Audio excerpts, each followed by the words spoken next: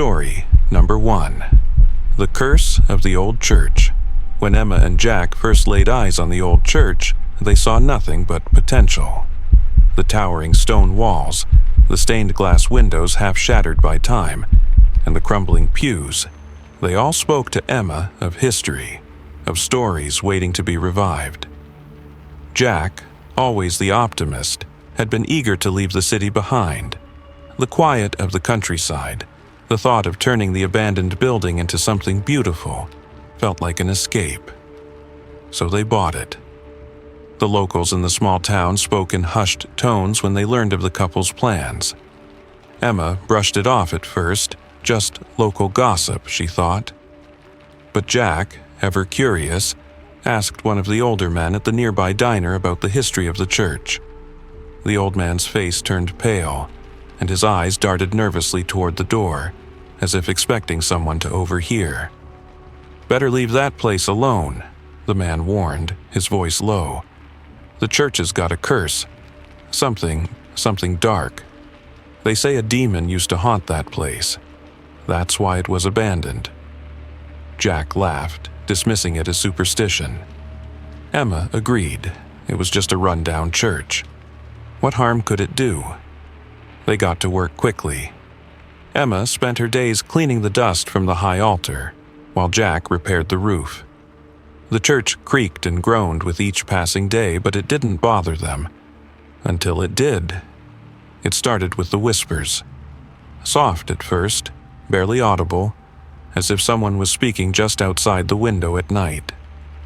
Emma would wake up in the middle of the night, feeling the weight of a presence near her. But when she looked, the room was always empty. Jack had heard it too. He'd claim it was the wind, but his eyes were wide, his hands shaking. The lights flickered constantly. Sometimes they would burn bright for hours, only to suddenly cut out in the middle of a conversation. Emma thought it was just faulty wiring. Jack thought maybe they'd disturbed something when they'd started working on the church, some hidden problem deep within the walls. But as the flickering grew more frequent, it became harder to ignore the feeling of something watching. Then came the dreams. Emma would wake up covered in sweat, her heart racing. The dreams were always the same. She was trapped in the church, flames licking at the walls. In the dream, she would run through the smoke-filled hallways, but no matter how fast she ran, the fire was always right behind her. And just before the fire consumed her, a face would appear, twisted with malice. The face of a man, or something that used to be a man, with eyes so dark they swallowed the light. Jack had the same dream, though he refused to admit it. But Emma could tell. She saw the change in him, his eyes duller, his smile forced. He started withdrawing, retreating into the corners of the church. He wouldn't talk about it, but she could feel it. The distance between them grew, as if the church itself was pulling them apart. One evening, after another unsettling night of flickering lights and whispered voices, they were working late. Emma was trying to fix the altar, and Jack was in the back room, hammering at the wood, when the air grew thick, suffocating. The temperature dropped suddenly, and Emma's breath came out in visible puffs. She stood, shivering, looking around the room. Then she saw it, a shadow moving against the grain of the walls. It was quick, like a flicker, but unmistakable. Her heart pounded in her chest. "Jack!" she called, but her voice came out strangled, thick with fear. Jack didn't answer. Emma turned toward the back room, where she could hear the sound of hammering stop. The silence that followed was unbearable. She took a step forward, then another, each one feeling heavier than the last. When she reached the doorway, she froze. Jack stood in the center of the room, facing the wall, his back to her. His eyes were wide, but they were vacant, empty, like he was no longer really there. "Jack?" Emma whispered, but he didn't move. The air grew colder, and the shadows in the room seemed to stretch toward her, twisting and curling like fingers, reaching for her. Suddenly, Jack's head snapped to the side, his eyes locking onto hers. His lips curled into a twisted smile.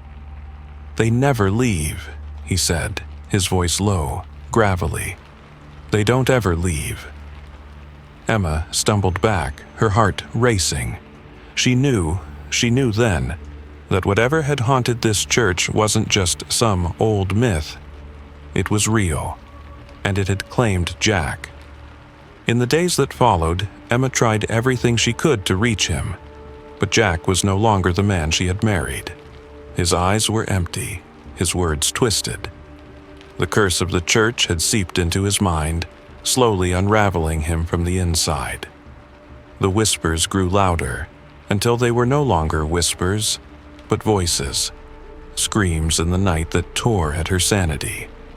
One morning, she found him standing at the altar, his hands raised in the air, eyes glazed over. He was chanting something, words she couldn't understand. When she reached for him, he turned, his face contorted in an expression of pure rage. "Leave," he hissed. "It's too late. We're all going to burn." Emma ran, the walls of the church closing in on her. She had to leave. She couldn't stay. But the curse had already claimed her, too. As she stumbled into the streets, the fire came.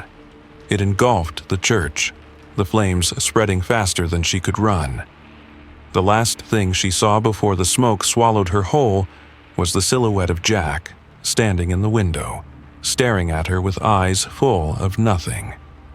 The church was gone by morning, reduced to nothing but ash. But the curse remained, hanging in the air like a dark cloud, waiting for the next soul to awaken it.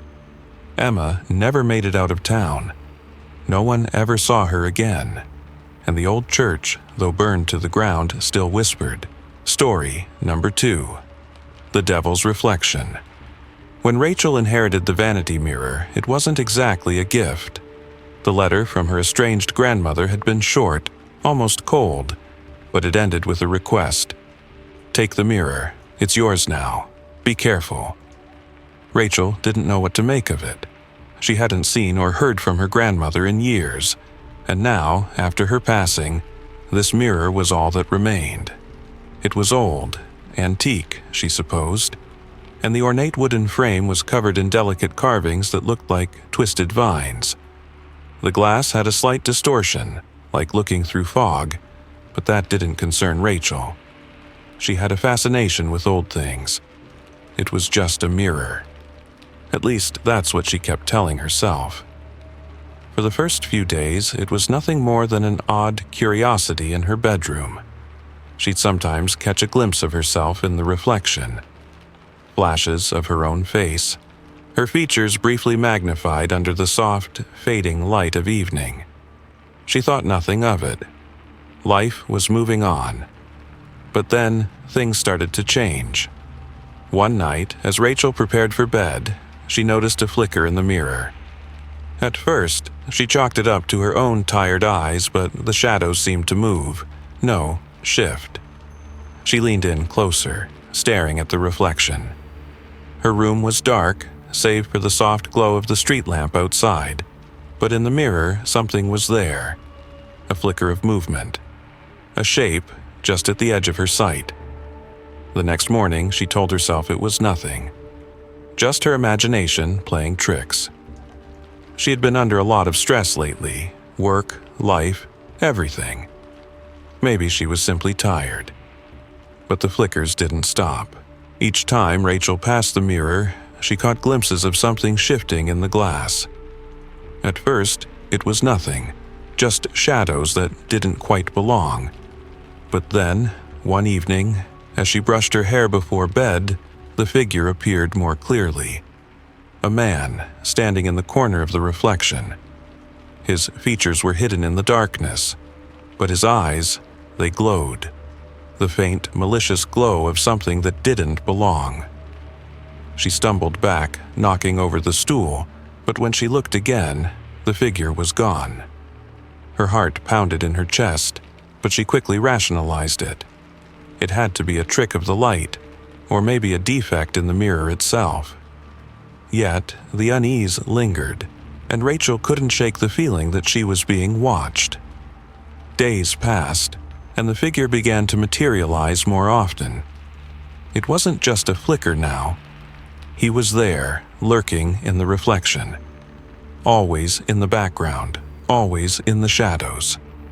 His eyes, burning with malice, seemed to follow her every move. At night, she would lay in bed, her eyes glued to the ceiling, but she couldn't escape the growing pressure in her chest. It was as if the darkness in the mirror was bleeding out into her room. And then, in the silence, she could hear it. The soft scratching sound coming from the mirror's frame. She would rush over to inspect it, but there was nothing. Rachel didn't tell anyone about it. How could she? She was already embarrassed by how ridiculous it sounded. A haunting from a mirror? It was insane. But the longer she spent with it, the more she began to feel like something had changed inside her. She started feeling different. She didn't feel like herself anymore. The devil's reflection was growing bolder, pushing further into her reality. One afternoon, Rachel was getting ready for work when she saw the figure clearly in the mirror, his face now visible. He was grinning, his mouth stretching wide into something unnatural, teeth sharp and yellow. The eyes that once glowed with malice were now fixed on her with a hunger that made her blood run cold. It was then that she realized the reflection was no longer just in the mirror. She started seeing the figure in other places, behind her, in windows, at the edge of her peripheral vision when she looked down hallways. He was following her, watching her. Soon, the figure wasn't confined to just her reflections. At work, she saw him standing behind her in the elevator. When she walked past a glass display, his face would appear in the reflection, his grin widening, his eyes following her every move. The walls of her apartment seemed to pulse with the presence of something dark, something waiting. Rachel's behavior began to shift too. She spent hours in front of the mirror, staring at her reflection, waiting for him to appear. She tried to confront him, but the more she did, the more he seemed to consume her.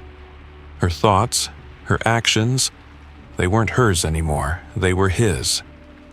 She would hear his voice, low and guttural, whispering in her ear when she wasn't looking. His breath would fog the glass, leaving dark marks that weren't hers. One night, desperate to break free from the madness, she grabbed a hammer and smashed the mirror. It shattered into 1,000 pieces, the glass falling to the floor like shards of broken dreams. For a moment, there was silence. Then, from the deepest corner of her mind, a laugh echoed. It was him, the devil. And it wasn't over. As the pieces of the mirror scattered across the floor, Rachel realized the truth. The devil had never been confined to the glass. The reflection, the figure, had always been a part of her, waiting. And now, with the mirror gone, there was no escape. The curse was complete. The shadows were no longer in the reflection. They were in the room. They were inside her. She was his now, and he would never leave. The devil's reflection was no longer bound by glass. Number 3. It was in her mind. The whispers of the devil. Forever. When Mara received the call about her father's death, she felt nothing. No relief, no sadness. Just a hollow emptiness, like a part of her had already been gone for years. Her father had been abusive, cruel in ways that left scars deeper than any physical bruise. It was a part of her life she had long since buried, moved away from, and tried to forget. But now, with his death, she had no choice but to return to the family home. The house stood at the edge of town, a towering, decaying relic of the past. It was a place she hadn't set foot in since she was a teenager, but even now, walking through the front gate, she felt the weight of memories pressing down on her. The windows were dark and vacant, the lawn overgrown, as if the house itself had given up long ago. Mara entered the house with an empty suitcase in hand, her steps slow, hesitant. The door creaked open, and the familiar musty scent of the old place filled her nose. It was as if the house had been waiting for her return, ready to tell its secrets. At first, the house seemed oddly empty. No sounds, no movement, just the stillness of abandonment. The floors groaned under her weight as she walked through the rooms, each one a reminder of the hell she had escaped. The walls, the furniture, even the air itself felt thick with the remnants of her father's presence. It had always been like this, heavy, oppressive. But now, there was nothing. Just silence.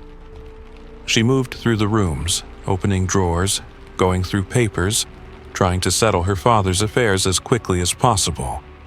The sooner she left, the better. But then, she began to hear it. At first, it was so faint she thought she had imagined it. A soft murmur, like a voice speaking just beyond her reach. She froze, her hand still on a pile of old letters. There it was again. Just a whisper, barely audible. She shook it off. It was probably the house settling, the wind outside. But as she moved deeper into the house, the whispers grew louder. They seemed to be coming from the walls themselves, echoing softly, like a chant she couldn't quite make out. It was unsettling, but she dismissed it. She had enough to deal with without letting her mind play tricks on her. The next day, the whispers were there again, louder, clearer, more insistent. They seemed to be calling her, urging her to go further, to dig deeper. The whispers began to change, taking on a new tone, a more sinister quality. Mara felt her skin crawl as she moved toward the source, unsure of what she was looking for, but feeling as though she was being pulled toward it. She went into the basement where she remembered her father keeping boxes of old things. The walls were damp, the air thick with dust and decay. As she searched through the boxes, her hand brushed against something cold, something wooden. She pulled it out, and it was a small, ornate box, its surface covered in strange, faded symbols. Her heart raced as she traced the symbols with her fingers, the whispers in the walls growing louder in response. Mara opened the box. Inside was a crumpled piece of paper, yellowed with age. She unfolded it carefully, the ink on the paper faded but still legible. It was a contract, written in her father's hand. A pact, a deal with the devil. Her father had made a bargain, a promise to give his soul in exchange for power, wealth, and influence. The whispers were the devil's influence, lingering in the house, trapped in the walls, waiting for the debt to be paid. The deal hadn't been fulfilled when her father died, and now the devil was coming for the next of kin. Mara felt the temperature drop, a coldness creeping through her veins. The whispers turned into hissing voices, calling her name, telling her that she couldn't escape. The walls seemed to close in on her, the floor beneath her feet beginning to tremble. She heard footsteps behind her, but when she turned there was no one there. The whispers were louder now, more frantic. Her father's voice was among them, twisted and distorted, warning her that she had no choice. The devil had already claimed him, and now he was coming for her. She stumbled backward, her heart pounding, but the house was no longer familiar. The walls seemed to shift and distort, and the shadows in the corners of the room began to take shape. She could feel the presence now, a cold, suffocating force pressing down on her chest, suffocating her breath. The air smelled of sulfur, and the temperature plummeted to freezing. Mara ran, but it felt like the house itself was alive, blocking her path, trapping her in its web of whispers and darkness. The devil's presence was everywhere now, suffocating, consuming. It had been waiting for her, just like it had waited for her father. The door to the outside was just ahead, but as she reached for the handle, she felt something cold wrap around her wrist, pulling her back. She turned, but no one was there. The whispers were deafening now, screaming in her ears, calling her to the darkness. Mara screamed, but it was too late. The devil had already found her, and the house, her father's legacy, claimed her as its next victim. In the morning, the house stood still and silent, as it had always been. No signs of the terror that had taken place within its walls, but the whispers remained, carried by the wind, waiting for the next soul to hear their call. The devil's debt was never truly paid, and it never would be. Story number 4. The Devil's Children. When Grace and Michael first discovered they were expecting, it felt like a miracle. For years, they had struggled with infertility, and after countless doctor visits, heartbreaks, and prayers, they had finally received the news they had been waiting for. Grace couldn't believe it. She cried the moment the doctor confirmed it, clutching Michael's hand as if she were afraid it was all a dream. The months that followed were filled with excitement, anticipation, and the kind of joy they hadn't known in years. They prepared the nursery, painted the walls soft yellow, bought little clothes, and imagined what their child would be like. Everything seemed perfect. But as the due date approached, things began to feel off. Grace couldn't put her finger on it, but something was wrong. The baby, she noticed, was unusually still. She'd often lie awake at night, her hand pressed against her swollen belly, waiting for the gentle movement of the baby. But the baby didn't move. Not in the way she expected. It wasn't that the child didn't kick. It was that the baby didn't respond to anything, as if it were frozen, unbothered by anything happening outside. When the time came, the labor was swift but intense. Grace couldn't shake the feeling that something was wrong. The room felt cold despite the warm summer evening, and the air was heavy, oppressive. When the baby was born, Michael's joy quickly turned to unease. The infant was perfectly formed, no physical deformities. But its eyes, those wide, unblinking eyes, stared up at them with a strange, unsettling intensity. Grace noticed it first. The baby didn't blink, not once. Its eyes were fixed, always open, always staring. "Michael," Grace whispered, her voice trembling. "Look at its eyes." Michael bent over the crib, his face pale as he examined the child. "It's just staring, isn't it?" he said quietly, more to himself than to Grace. The baby seemed to be awake, aware of its surroundings, though it made no sound. It didn't cry when it was born, nor did it ever cry afterward. It simply looked at them. The first few weeks were a blur of sleepless nights and constant worry, but the strange behavior of their newborn only escalated. The house, which had once been their sanctuary, now felt suffocating. The air grew thick, and they both felt as if the walls were closing in on them. At night, they would hear strange sounds, whispers in the dark, the creaking of the floorboards when no one was walking. Grace began to see things in the corner of her vision, shadows that flickered and moved, though they were never there when she turned her head. And sometimes, in the stillness of the night, she could swear she heard voices, low, raspy murmurs that seemed to come from the walls, the very foundation of the house. It was during one of these long nights that Grace finally snapped. She couldn't sleep, couldn't escape the feeling that something was terribly wrong. She stood by the crib, staring down at the child. Its eyes never left her, as if it were waiting, watching. Then, for the first time, it smiled. A slow, knowing smile that sent a chill through her bones. Michael was asleep in their bedroom, but Grace couldn't wait any longer. She had to know what was happening. She had to find out if the baby was normal. She wasn't sure what she was afraid of, but something inside her told her that this child was not like others.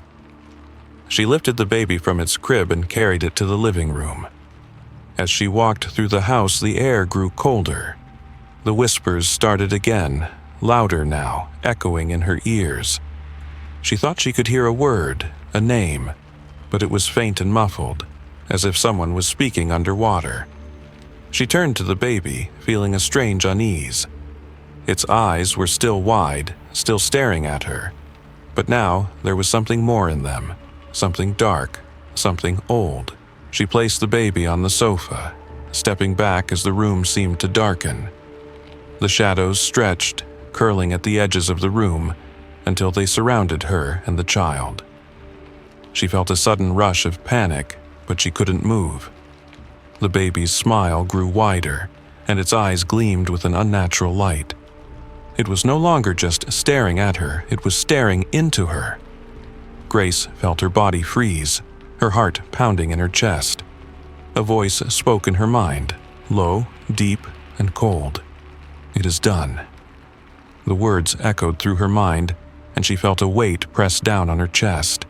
The house seemed to pulse with the energy of something ancient, something malevolent. The baby wasn't just still, it was waiting. And whatever it wasn't human. Grace dropped to her knees, her breath coming in shallow gasps. She looked at the child, and it smiled again, its lips curling into a grin that made her skin crawl. The room seemed to tilt, and she realized that the baby, her baby, wasn't hers anymore. It belonged to something else. The house shook, the walls groaned, and then Grace saw it. Something in the corner of the room. A figure, tall and shadowy, its eyes glowing like embers. It was watching them, waiting. Michael woke to the sound of Grace's screams, but by the time he reached the living room, it was too late. The baby was gone. In its place, a dark presence lingered in the air, thick and suffocating. The devil's mark had been left on their family, and the child was both a vessel and a curse. They would never be the same again. Story number 5. The Last Candle. When Nathaniel received the letter, he didn't know what to expect. It was from a distant relative, a great uncle he had never met and barely knew existed. The letter was simple, almost curt, detailing the inheritance of an old estate in the countryside. Along with the estate came a strange set of instructions. Burn the last candle on the final night, and all will be well. Nathaniel wasn't sure what to make of it. He had no memories of this relative, no attachment to the house, but the thought of owning something so grand, the estate, the land, the house full of old things, was tempting. So he packed his bags and made the trip. The estate was everything the letter described. It sat on a hill, isolated from the nearby village, surrounded by overgrown hedges and a stone wall. The house itself was large and cold, filled with creaky floors, dusty furniture, and rooms that seemed to swallow sound. The air felt thick, like something ancient had settled into the very bones of the house. Nathaniel had to admit, it felt a little oppressive, but he dismissed it. It was just an old house, a place to stay while he sorted out his life. The first few days were uneventful, filled with cleaning, inventorying, and sorting through the belongings left behind. As he went through the attic, he found an old wooden box sealed with wax tucked into a corner. Inside was the candle. It wasn't much to look at, just an old wax candle, blackened at the edges, with an unsettlingly deep red wick. The letter had been clear. He was to burn the last candle on the final night. Nathaniel didn't know why his uncle had left him the estate, but he knew one thing. He wasn't going to be here for long. It was just a temporary thing. The house felt wrong, too quiet. But the candle, he was curious. He'd always been curious about strange things, about the unknown. So he set the candle aside for the last night. The final night arrived, and the air in the house felt heavier than ever. The shadows seemed to stretch longer, as if they were reaching for him. Nathaniel couldn't shake the feeling that something was watching him from the corners of every room. Still, he lit the candle, placing it on the mantel in the parlor as instructed. At first, the flame flickered gently, casting a soft glow against the walls. But as the minutes passed, the candle began to burn faster than he expected. The flame grew larger, consuming the wax quickly. Nathaniel watched in horror as the wick shriveled up, the candle burning down in what felt like mere moments. He reached to blow it out, but before he could, the flame flickered one last time and died, leaving him in total darkness. The silence that followed was suffocating. Nathaniel stood motionless, heart pounding, trying to adjust to the sudden absence of light. And that's when he heard it. The first whisper. It was faint, just a murmur at first. A voice, soft and distant, calling his name. He froze. There was no one else in the house. No one but him. But the voice came again, louder this time, tinged with malice. Nathaniel. He tried to dismiss it, telling himself it was his imagination playing tricks. But then the whispers turned to sounds. Scratching noises from the walls, creaking floorboards when no one was walking. The air grew colder, and a thick, suffocating darkness settled around him. His breath came in shallow bursts as he stumbled toward the door, but as he turned the handle, the door wouldn't open. The house had locked him in. He wasn't alone anymore. The haunting grew stronger over the following days. The shadows moved in unnatural ways, curling and stretching as if they had a life of their own. Strange visions began to plague him. He would see figures standing just out of reach, their faces obscured, their eyes dark and soulless. Sometimes he would wake in the middle of the night to find himself standing by the window, staring out at the empty land, as though someone, something, was calling to him. He tried to leave, but the house wouldn't let him. Every door he opened led him back to the same room. Every window he climbed through showed only an endless black void. The estate, the land, the house, they were all part of the curse, part of the deal his great-uncle had made. And then it hit him. The truth. His uncle's death hadn't been an accident.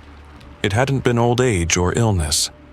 It was the result of the pact, the deal with the devil, the whispers, the shadows, the visions. It all made sense now. The devil's wrath had come for his uncle, and now it was coming for him. Nathaniel could feel the darkness closing in, wrapping itself around his soul, tightening its grip. He had no choice but to search the house, to find the truth his uncle had hidden, to find a way to break the curse. He needed to destroy the house, destroy the deal that had been passed down to him. But every step he took seemed to bring him closer to the heart of the evil, to the source of the curse. As he searched, he found more than he expected. In the cellar, behind a hidden panel, he found the remnants of his uncle's ritual. A circle of ash, symbols etched into the stone floor, and a final letter, written in a hurried hand. It was a confession, a plea for redemption. Nathaniel's hand trembled as he read the last words. The candle is the key. Burn it and end the deal. But beware, if the flame burns too fast, the curse will claim the one who lights it. It was too late. The candle had burned too quickly, and now the curse was his. As the walls closed in on him, the house shaking with the devil's rage, Nathaniel realized that there was no escape. The price had already been paid, and now he was the one to carry it. The whispers grew louder, deafening, until they swallowed him whole. And in the end, all that remained of Nathaniel was the flickering flame of the last candle, the devil's tree in the dark. When Emily and Ben first moved to the small rural town of Willows Creek, they were looking for a fresh start. The city had become overwhelming, and the idea of quiet country life was appealing.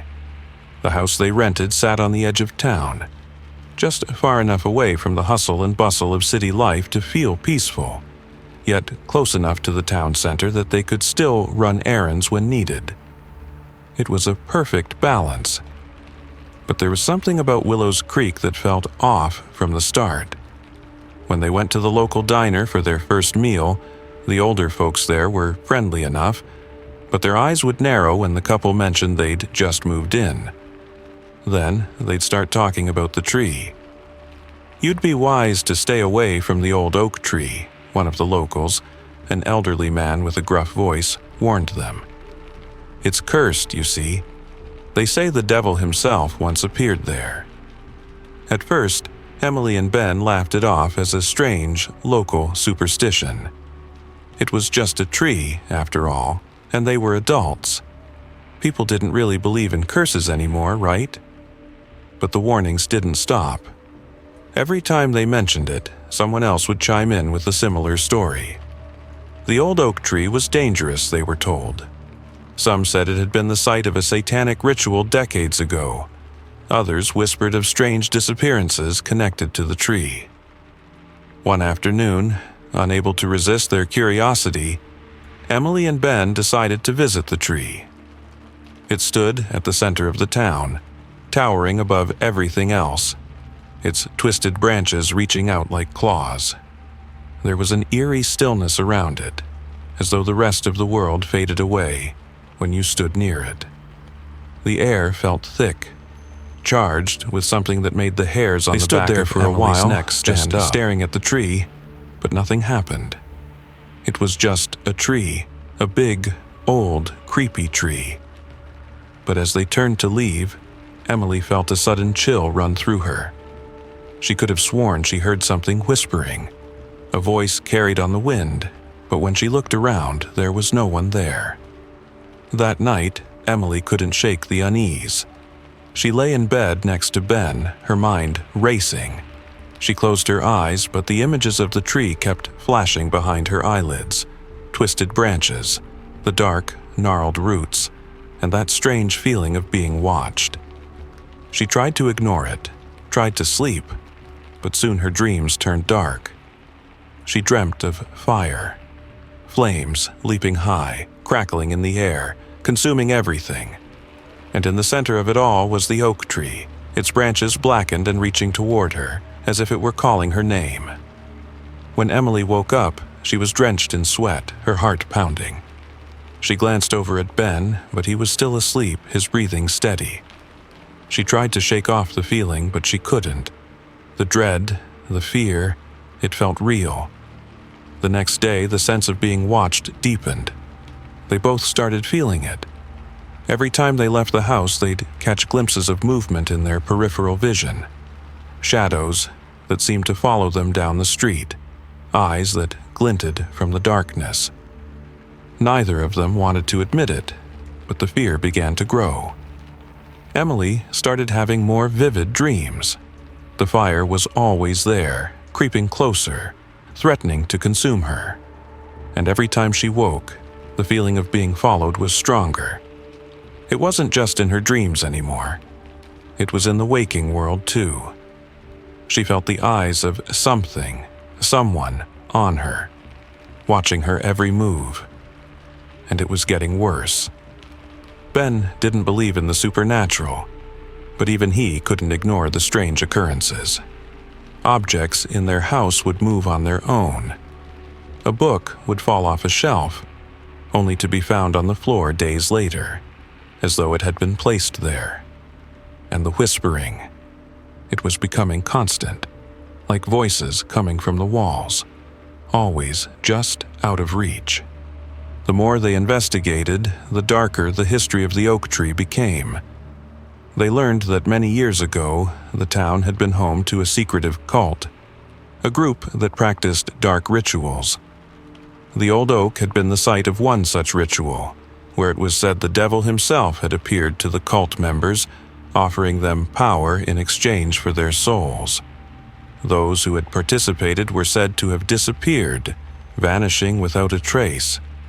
And from that moment on, the tree had been a place of evil, where the devil's influence lingered, waiting to claim anyone foolish enough to approach.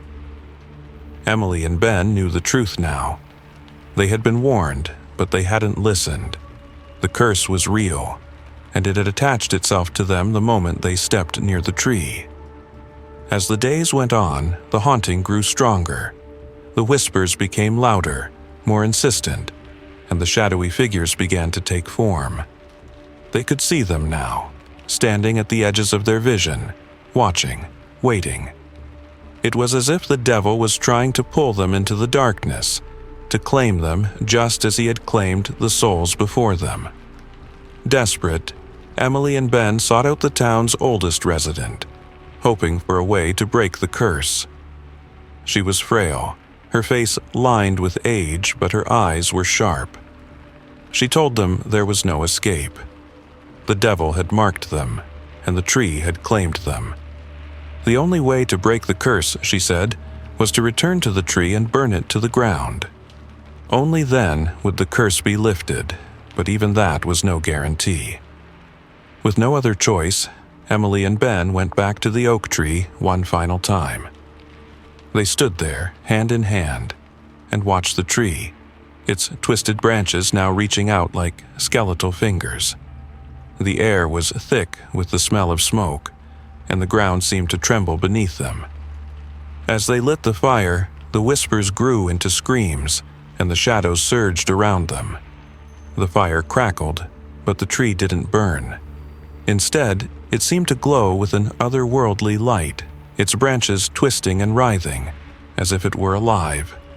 And in the distance they saw it, dark, towering, and looming, the devil.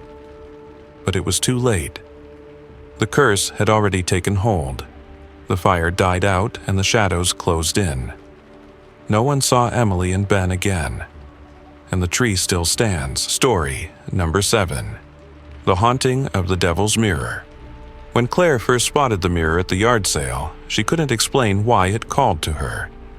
It was old, its wooden frame carved with intricate patterns of twisted vines and thorn-like shapes that seemed to shift when she looked at them too long.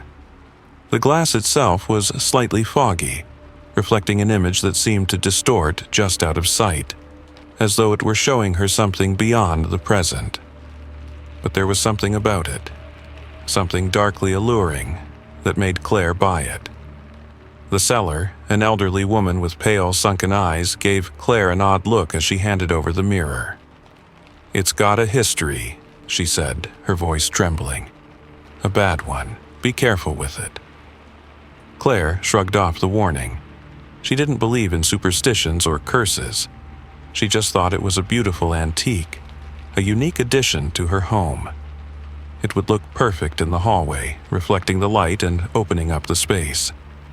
But the moment she hung it on the wall, something shifted. The air in the room grew colder, thicker, and for a brief second Claire thought she saw a shadow flicker in the reflection, an outline of something, someone just behind her. When she turned, there was no one there. The next few nights were the start of something she couldn't understand. It began with nightmares. Strange, vivid dreams of a dark figure standing in the shadows, always just out of reach. Its eyes were black, deep pits, and every time Claire tried to move, to scream, she found herself paralyzed, unable to wake up. The nightmares worsened, becoming more violent. The figure would draw closer and closer until it was standing right behind her, whispering things she couldn't hear. But she could feel them digging into her mind, pulling at her sanity. And then there were the outbursts. Sudden, uncontrollable bursts of rage that Claire couldn't explain. She would find herself yelling at her reflection in the mirror, slamming her fists against the glass. She would scream at herself, demanding that the face staring back at her stop grinning, stop mocking her.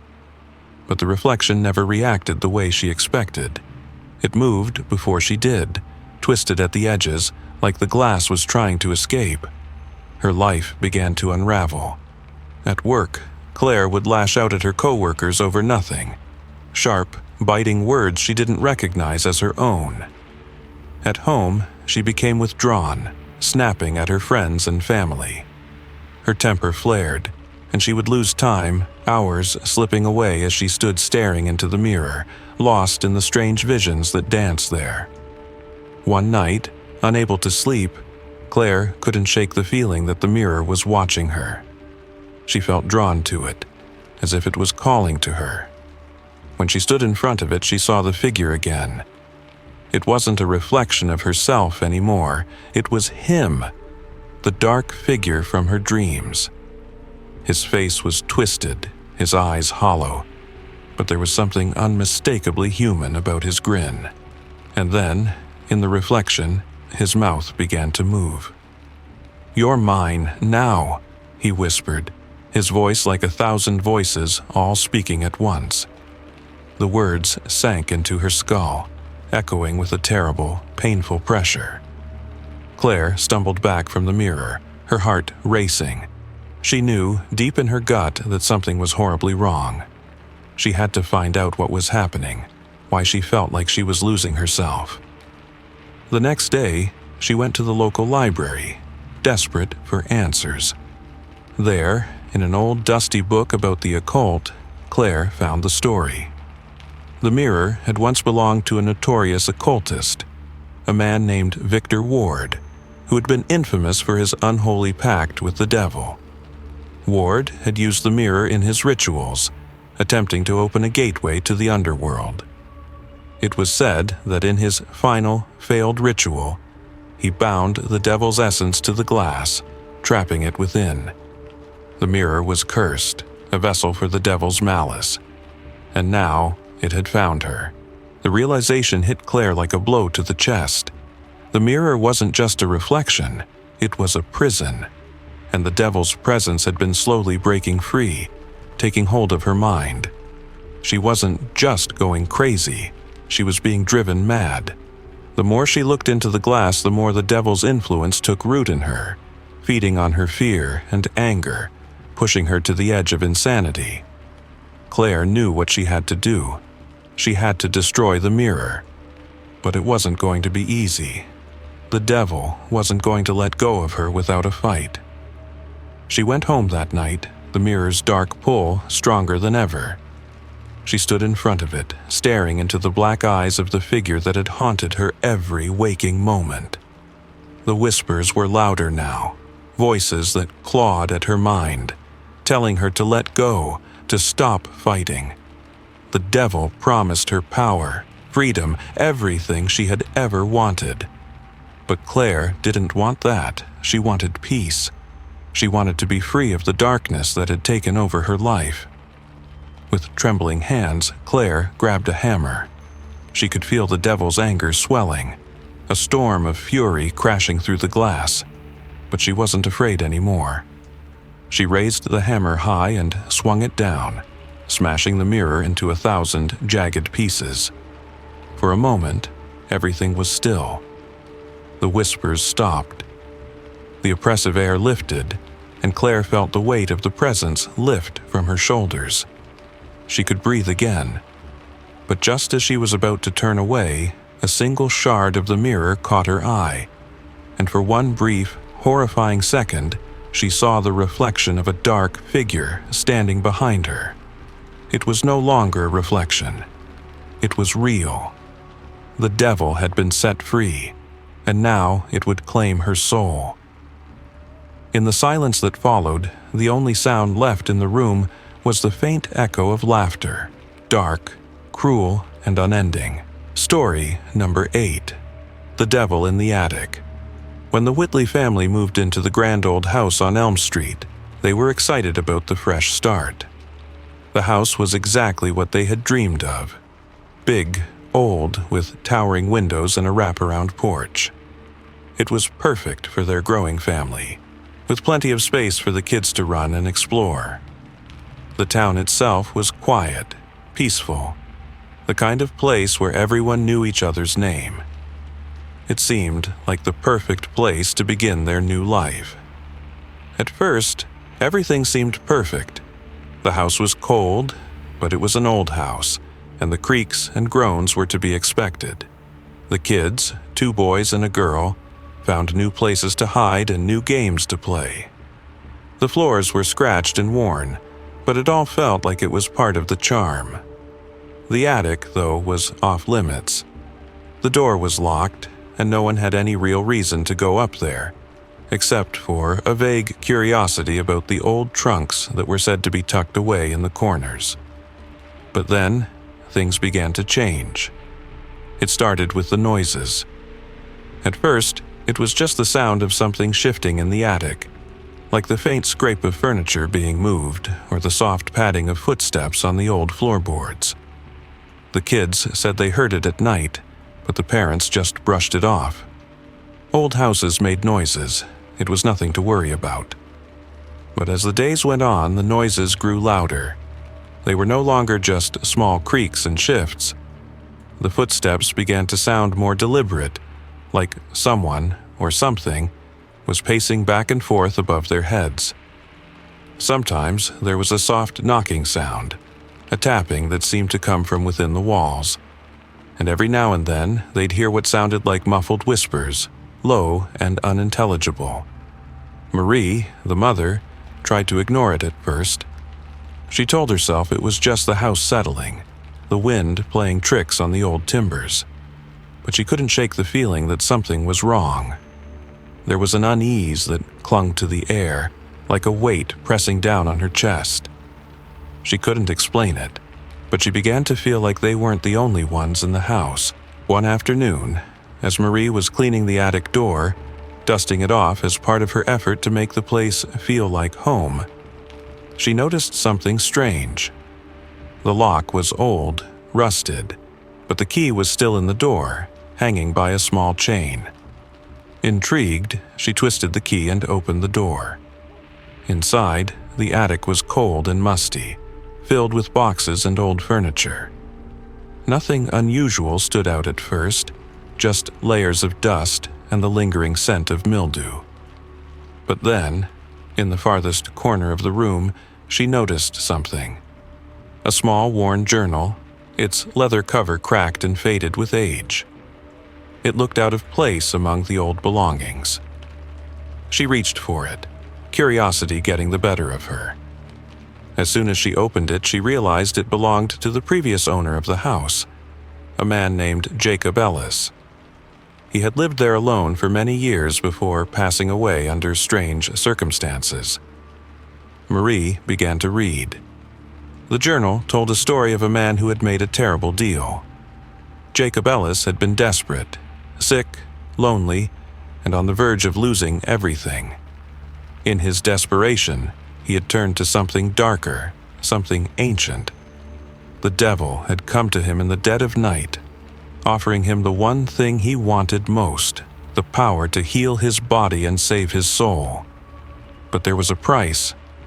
In exchange for his health, Jacob had to give up something far more valuable, his very soul. Jacob had accepted, not fully understanding the consequences of his pact. Over time, strange things began to happen. The house became filled with an oppressive presence, something dark and powerful. The voices started, first in whispers, then in louder, more urgent tones. Jacob tried to ignore them, but the presence grew stronger, suffocating him. Marie read on, her heart pounding. The journal detailed how the devil had marked the house, how the attic had become a gateway for something far more sinister. Jacob had tried to destroy the journal, to break the pact, but it was too late. The devil's hold was too strong. And now, Jacob's soul was lost, trapped in the house, bound to the attic. Marie slammed the journal shut, but the whispers didn't stop. They only grew louder, more insistent. She could hear them now, coming from upstairs, coming from the attic. The air around her seemed to grow colder, and she felt a chill run down her spine. The devil's presence was still there, waiting, hungry. The next few days were a blur of terror. The family members started to unravel. The kids, once so full of energy and joy, became withdrawn and fearful. They wouldn't go near the attic. They wouldn't even go upstairs at night. At dinner, they would sit in silence, staring at their plates, refusing to speak. Marie and her husband, Greg, grew distant. The house felt like a prison, the walls closing in around them, suffocating them. One night, after the children had gone to bed, Marie couldn't take it any longer. She went up to the attic, determined to confront whatever was haunting them. She stood before the door, the key heavy in her hand, the air thick with anticipation. When she opened the door, she wasn't alone. The attic was dark, the air stale and suffocating. The shadows twisted, moving in ways that shouldn't have been possible. And there, in the corner, she saw him. Jacob Ellis. His eyes wide with terror, his face gaunt and pale. He was no longer human, just a shadow of the man he once was, his soul consumed by the devil's pact. And standing beside him was the devil himself, a dark figure whose eyes burned with an unholy fire. Marie tried to run, but she couldn't move. The presence in the room was too strong, too powerful. The devil reached out, his cold hand closing around her throat.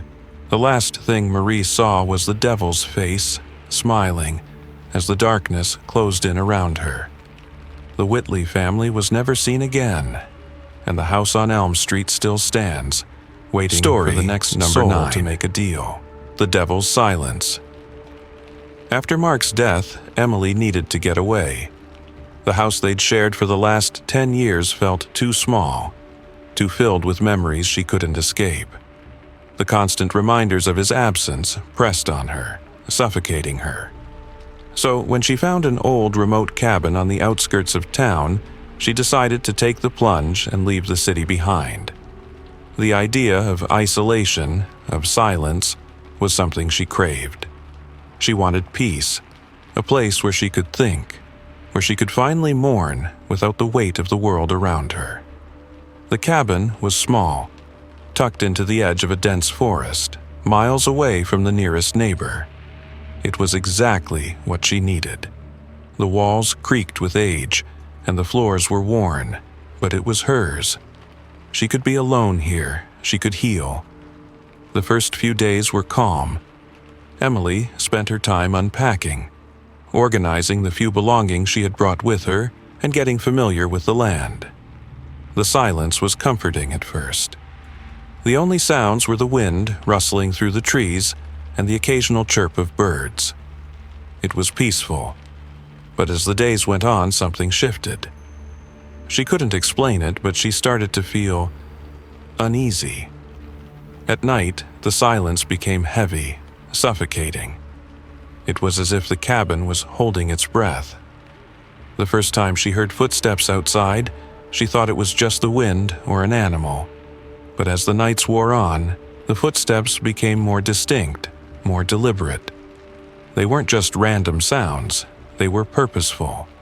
They came closer and closer, always just outside her door, and then they would stop. It was impossible to ignore. She could feel them, feel the presence of something waiting in the dark. One evening, when the footsteps grew louder than ever before, Emily couldn't stand it any longer. She grabbed a flashlight and rushed outside, determined to confront whatever it was that was tormenting her. But when she stepped onto the porch, the silence swallowed her. The air was thick, cold, and still. There was nothing. No movement, no sign of life. Her heart pounded as she turned back to the cabin, but when she reached the door, she froze. The walls of the cabin, which had once seemed so comforting, now felt alien. Her breath caught in her throat as she noticed the strange symbols carved into the wood, deep, jagged lines etched into the walls, winding like a serpent, forming patterns that she didn't recognize. They were everywhere, around the doorframe, along the windows, even on the floorboards. As she ran her fingers over the marks, a chill ran through her, and the whispering began. It was soft at first, like a breeze slipping through cracks, but as the whispering grew louder, it became words, fragments of a language she couldn't understand. The whispers were coming from inside the walls, from the very bones of the cabin itself. Suddenly, Emily remembered something.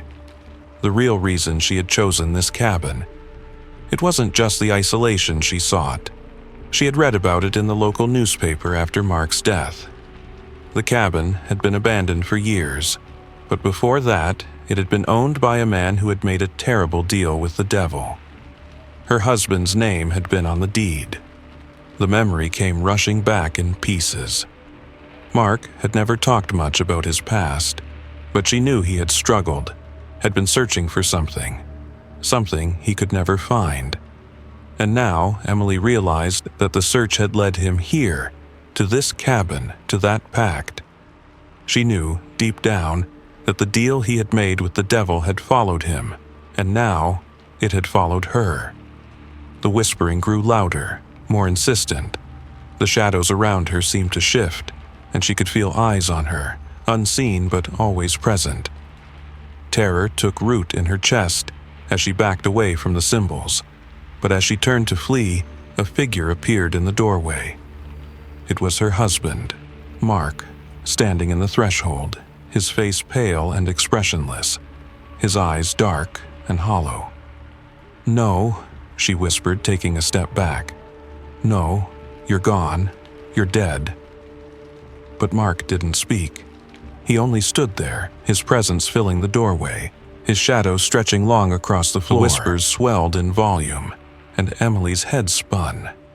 She tried to turn away, to run, but her legs wouldn't move. It was as if the cabin was pulling her back, holding her there. "Mark," she cried, her voice breaking. "What have you done?" In a voice that wasn't his, low and gravelly, he spoke. "You knew the price. Now you must pay it." The air in the cabin grew thick, suffocating.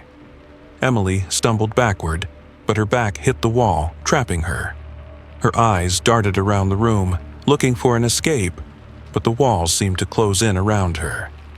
The cabin was no longer just a place of isolation. It was a prison. The devil's silence had become her own. As the darkness swallowed her, she realized there was no escaping it. There never had been. The whispers would never stop. Story number 10. The Devil's Game. It started as a joke. They were all sitting around Jamie's apartment, bored out of their minds on a lazy Saturday afternoon. The kind of day where nothing seemed interesting, and the world outside felt distant and unimportant. Jamie, the most adventurous of the group, had a habit of finding strange things. Old books, weird games, forgotten trinkets. And today was no different. She pulled an ancient-looking book from her shelf, its cover cracked and worn, pages yellowed with age. "I found this at a thrift store last week," Jamie said, flipping through the pages. "It's some kind of occult stuff. I think it's meant to summon the devil or something." The group chuckled, a mix of disbelief and boredom.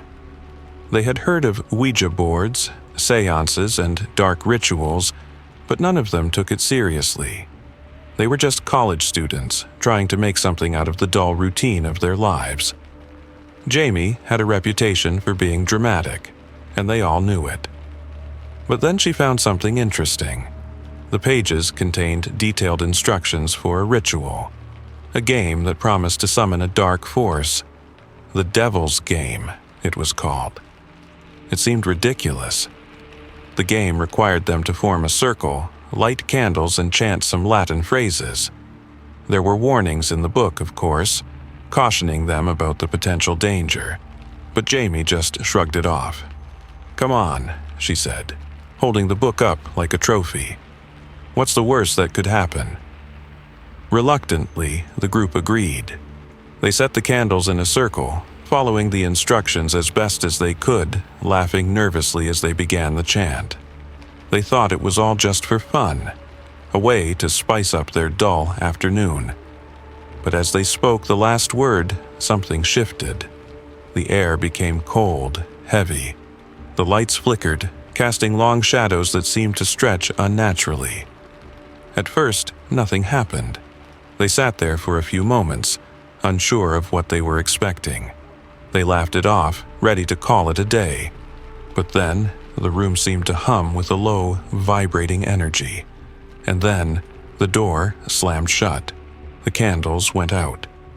The room was plunged into darkness. The laughter died in their throats as they sat in the silence, listening to the heavy breathing of the group. The only sound was the faint whisper of something, or someone, moving in the shadows. It was faint at first, like a breeze, but it soon grew louder, more distinct. "Did you hear that?" Tyler asked, his voice shaking.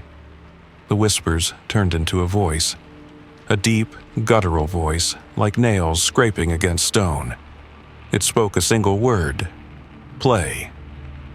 The friends jumped to their feet, their hearts pounding in their chests. The room felt suffocating, the air thick with an unnatural presence. The temperature had dropped drastically, and they could see their breath in the air, even though the apartment had been warm just moments ago. Who's there?" Jamie asked, her voice barely a whisper. The voice came again, clearer this time, as though it were right behind them. "Play the game." Suddenly, the candles reignited, their flames flickering violently as the temperature in the room plummeted even further. The walls seemed to warp, stretching and bending in impossible ways. And then the shadows moved. The friends stood frozen, staring in horror at the walls, where dark shapes twisted and writhed. They could hear footsteps, low and slow, coming from every direction. The lights flickered once again, and when they returned, the group found themselves standing in the middle of the circle, unable to move or speak. And then, the game began. One by one, the friends were separated, each of them forced into a private room within the apartment. The door to each room slammed shut, locking them inside. In their individual spaces, the terror began. The temperature dropped to freezing levels, and the shadows twisted into grotesque shapes that seemed to mock them. Faint whispers like laughter echoed from the walls, and objects moved of their own accord. Each friend was forced to play their part. Tyler's door swung open, and he was pulled into the hallway by an unseen force. A game of hide-and-seek began. In the kitchen, Sarah was made to play a twisted game of Russian roulette, where each item she touched would send her further into madness. Alex was forced to pick cards from an old deck, but each card he drew revealed his deepest fears, tangible and real. The worst part was the feeling of being watched, always watched, by something far older and more powerful than they could understand. And they couldn't escape. No matter how hard they tried to run, no matter how loudly they screamed, the game played on. Then they realized. They weren't the players in the game, they were the pieces. The devil was toying with them, moving them like pawns, manipulating their fears, forcing them to confront the darkest corners of their minds. Each of them was being tested, pushed to the limit, and there was no way out. When they finally reunited, all standing in the living room once more, broken and terrified, the voice came again, deep and mocking. "You played. Now, you belong to me." One by one, they fell silent, their bodies frozen, their minds shattered by the horrors they had faced. The apartment, once a place of comfort and familiarity, had turned into a prison. The devil's game had claimed them, and they would never escape. The next day, the police arrived at the apartment, called by concerned neighbors who had heard nothing but screams during the night. But when they entered the place, there was no sign of anyone. The apartment was as empty as it had been before, with only a faint, lingering smell of smoke in the air. And on the floor, in the center of the living room, was an old, leather-bound book, open to a page that read, "The game is never truly over."